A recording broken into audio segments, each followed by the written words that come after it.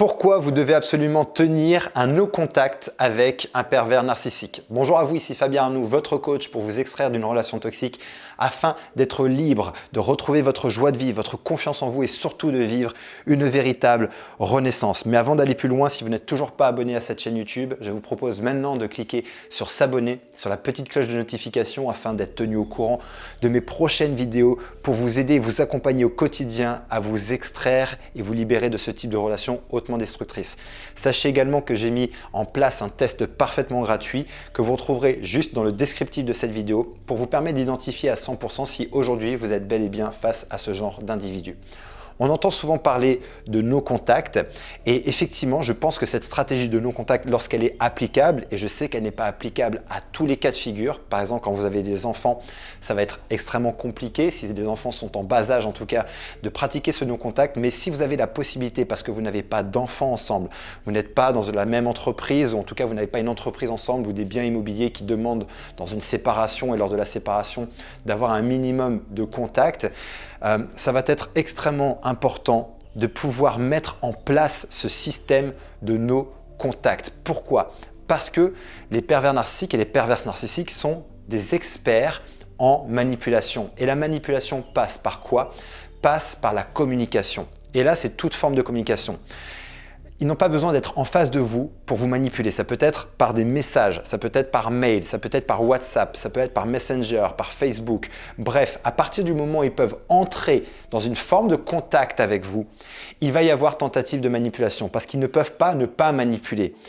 Toute leur communication est basée sur de la manipulation. Donc, à chaque fois que vous rentrez en contact avec ces personnes, lorsque vous êtes en train de vous séparer et que vous vous dites « bon, je vais peut-être pouvoir garder peut-être un lien, une amitié ou répondre à une demande peut-être d'urgence, peu importe », c'est en fait un grand risque que vous prenez parce que vous avez bien évidemment un vécu avec cette personne-là.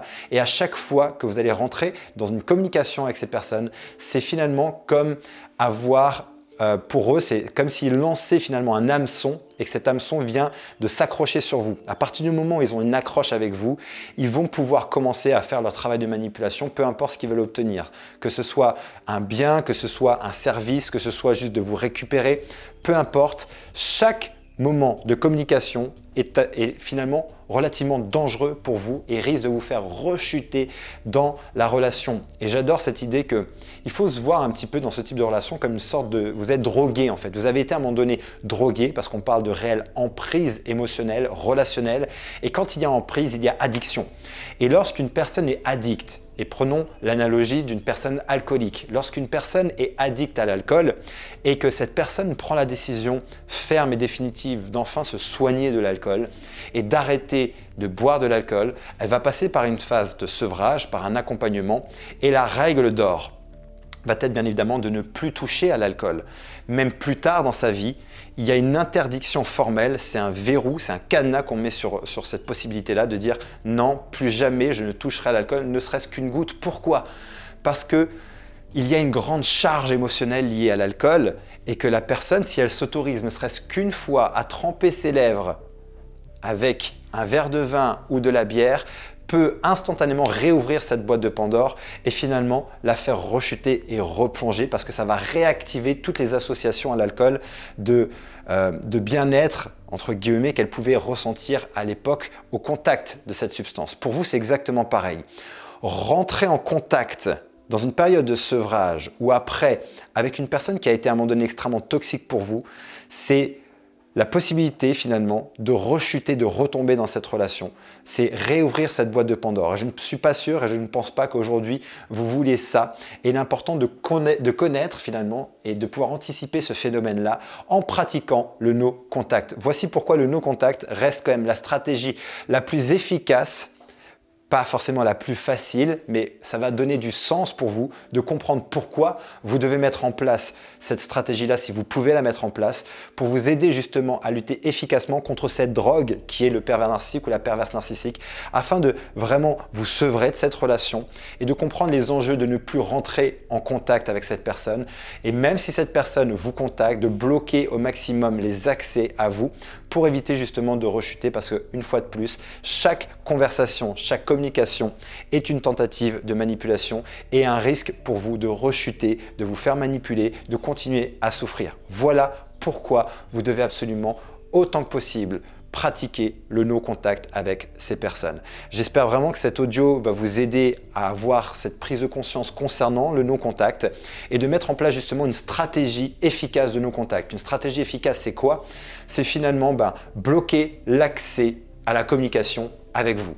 Donc, bloquer tous les accès possibles, bloquer finalement le numéro de téléphone, bloquer les mails, bloquer sur les réseaux sociaux, bloquer de toutes les façons possibles et inimaginables. Et si il ou elle trouve un moyen auquel vous ne vous attendiez pas pour rentrer en contact avec vous, bloquez ce nouveau moyen. Dites-vous juste que c'est chouette, vous n'aviez pas pensé à ça et que là, c'est l'opportunité pour finalement encore verrouiller un accès auquel vous n'aviez pas pensé. C'est un peu comme si, ok, je suis chez moi, j'ai fermé toutes les portes à clé et tiens, j'avais pas vu qu'il y avait une fenêtre là qui était entrouverte par laquelle on pouvait encore se glisser. Il y a du vent qui passe par là. Boum, tant mieux. Ça vient de me permettre de découvrir qu'on peut aussi passer par là et donc je ferme aussi ça. Et finalement, cette pratique-là va vous garantir de traverser cette période de sevrage et de reconstruction de la façon la plus sereine. Et d'ailleurs, il serait intéressant que vous mettiez dans les commentaires les différents moyens que les pervers narcissiques ou les pervers narcissiques ont utilisés pour rentrer en contact avec vous, des moyens peut-être créatifs auxquels vous n'aviez pas pensé et ça vous a justement permis de bloquer cet accès-là et d'avoir votre sécurité, votre tranquillité pendant votre reconstruction. Mettez-moi ça dans les commentaires pour permettre à des personnes d'anticiper peut-être, de faire une vraie liste, une bibliothèque aujourd'hui d'anticipation pour les personnes qui vont se mettre en place ce no-contact pour pouvoir anticiper les façons dont ils ont de pouvoir rentrer en contact avec vous. Et d'ailleurs aujourd'hui, si vous êtes vraiment 100% déterminé et engagé à arrêter de souffrir de ce type de relation, à reprendre votre vie en main, à retrouver confiance, votre joie de vivre et véritablement vivre une vraie renaissance, j'ai alloué ces prochains jours quelques créneaux pour vous permettre d'avoir une session de diagnostic au téléphone où on fera le point ensemble sur votre situation. On discutera de ce que vous êtes en train de vivre, de vos difficultés et surtout, on vérifiera ensemble si on est en mesure de vous accompagner, de vous aider à définitivement reprendre le contrôle de votre vie, à retrouver votre joie de vivre, rééquilibrer finalement, faire en sorte vraiment de vivre cette véritable renaissance ensemble. Donc ce que je vous propose, si mon énergie vous parle, si ça résonne en vous, si aujourd'hui vous en avez marre de faire du surplace et que vous voulez vraiment maintenant reprendre le contrôle de votre vie et enfin avancer, cliquez sur le lien juste en dessous de cette vidéo pour prendre rendez-vous pour cette session diagnostic. Vous serez redirigé vers mon agenda, vous prenez rendez-vous et on vous appelle. D'ici ma prochaine vidéo, mon prochain audio, surtout souvenez-vous et rappelez-vous, vous méritez d'être aimé et vous méritez d'être heureuse. À très bientôt.